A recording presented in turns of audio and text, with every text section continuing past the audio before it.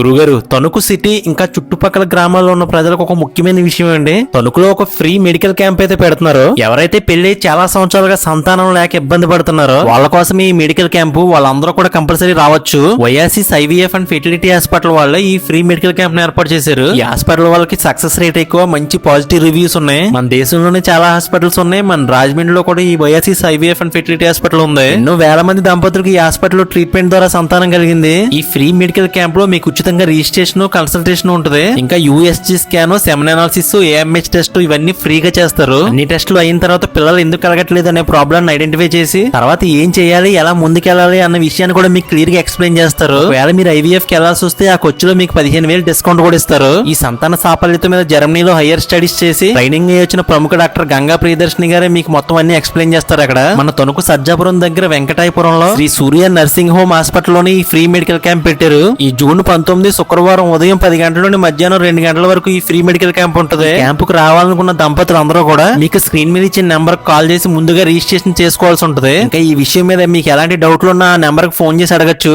అదేంటి మ్యాటర్ గురువు గారు. ఇక ఉంటారండి మరి.